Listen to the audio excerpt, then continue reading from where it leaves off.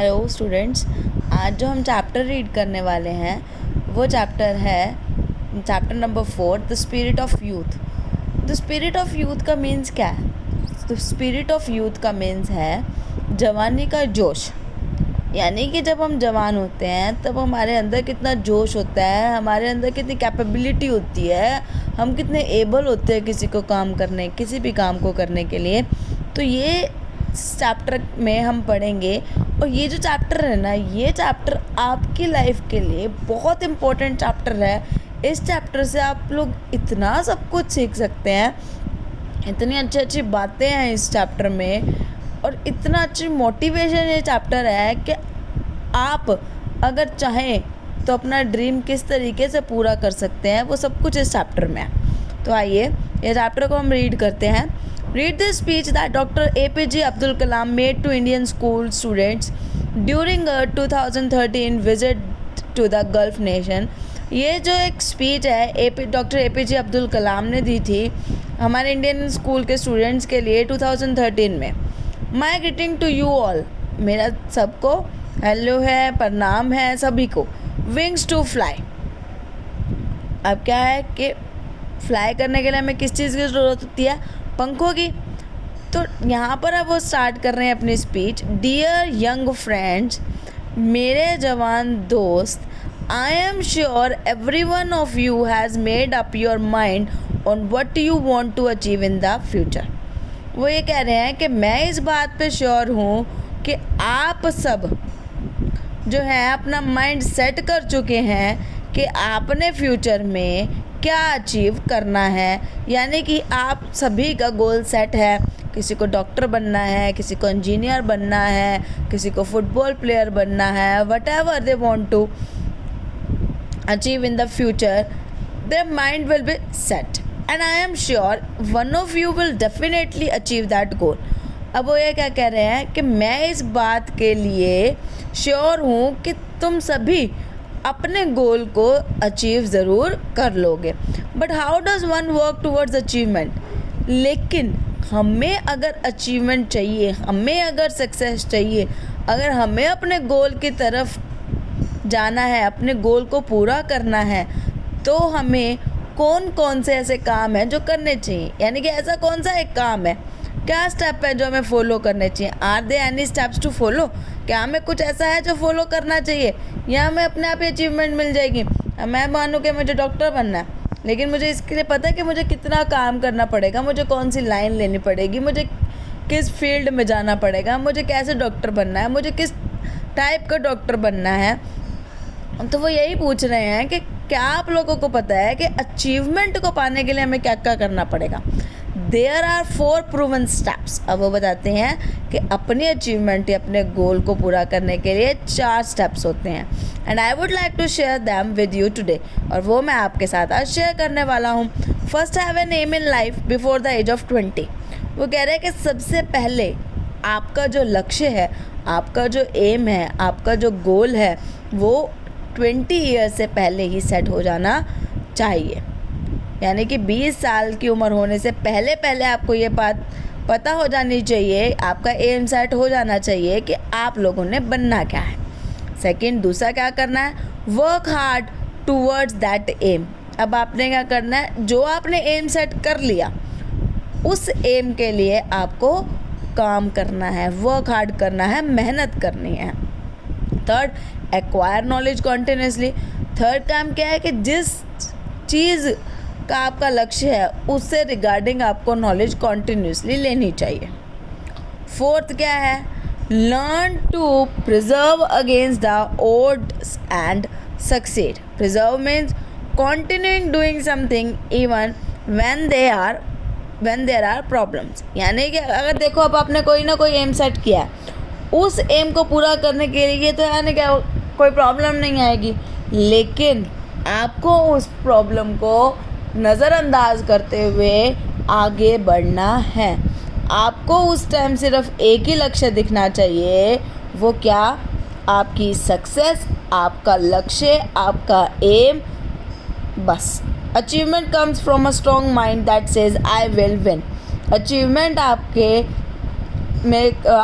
आप तभी पा पाएंगे तब जब आपका माइंड सेट होगा और आप ये कहेंगे कि आई विल विन, मैं करके दिखाऊंगा, मैं जीत के दिखाऊंगा। Always remember education give you wings to fly. अब देखो, जैसे उड़ने के लिए पंख ज़रूरी है ना, वैसे ही अपने एम को, अपने लक्ष्य को पूरा करने के लिए हमें एजुकेशन ज़रूरी है, पढ़ना ज़रूरी है। So each one of you must let your education shape your wings to fire.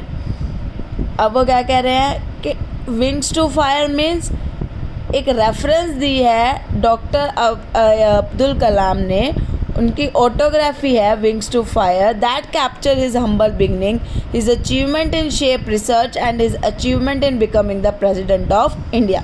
कि कैसे उन्होंने एजुकेशन से स्पेस की रिसर्च में अचीवमेंट पाई और कैसे वो प्रेसिडेंट बने इंडिया के।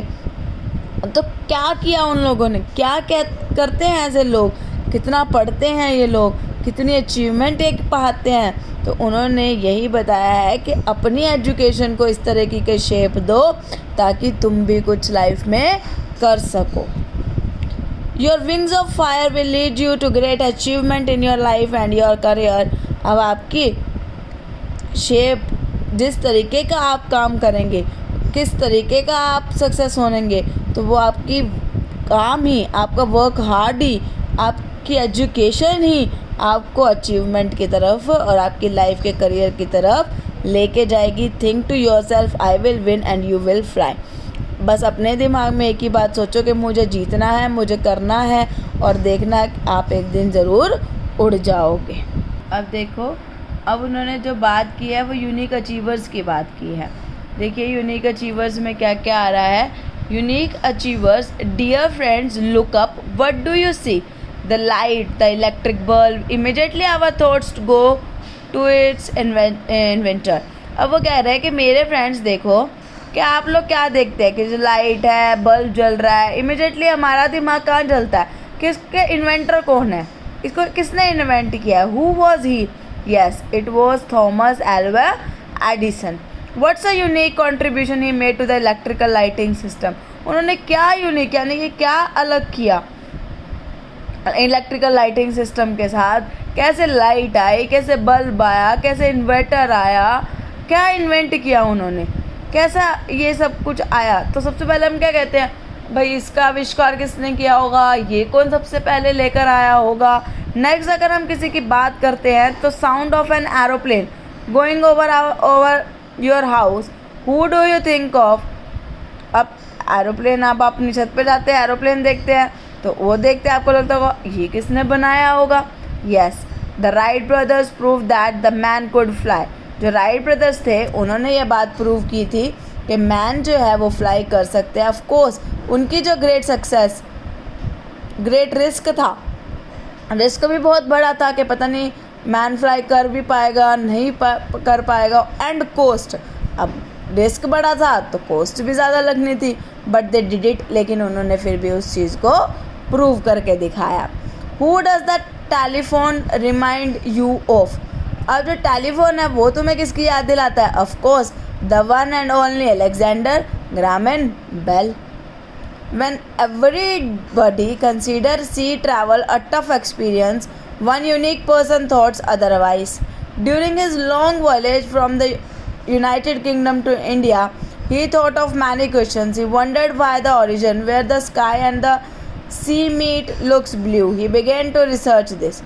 अब वो यहाँ पर जो बात कर रहे हैं ना, वो अलग अलग रिसर्चर्स की बात कर रहे हैं कि देखो इलेक्ट्रिसिटी भी किसी ने रिसर्च किया है, टेलीफोन भी किसी ने रिसर्च किया है, इवन एरोप्लेन भी रिसर्च करने वाले हैं। सी को ट्रैवल करना कितना मुश्किल है, लेकिन फिर भी उसके लिए कितने लोगों ने काम किया, जिससे हमें एक ओरिजिन ऐसा मिला जहाँ पर स्काई और सी आपस में ऐसा लगता है कि मिल रहे हों। उन चीज़ के पीछे रिसर्च हुआ। His research resulted in a phenomena of the scattering of light, जिससे पता चला कि ये क्या है, लाइट की स्कैटरिंग है। ही वॉज, कौन थे वो? सर सीवी रमन थे, जिन्हें अवार्ड भी मिला था नोबेल प्राइज़ का इस काम के लिए। तो ऐसे कैसे बनते हैं ये यूनिक अचीवर्स? क्या अलग होता है इनके अंदर? कुछ भी करने की क्षमता होती है, एबिलिटी होती है। वो ये देखते हैं कि हम इसमें से क्या निकाल सकते हैं। तो क्रेज़ीनेस होती है उनके अंदर किसी को काम करने की, तो यही क्रेज़ीनेस आप सभी बच्चों के अंदर ज़रूर आनी चाहिए, जिससे हमें क्या पता चलता है कि हम क्या कर सकते हैं लाइफ में। जिस चीज़ को भी करो, चाहे वो छोटी हो चाहे वो बड़ी हो, इतने अच्छे से करो ताकि हमें उस चीज़ के बारे में अच्छी नॉलेज हो जाए, पूरी नॉलेज हो, ताकि हम वो काम इजीली कर सकें।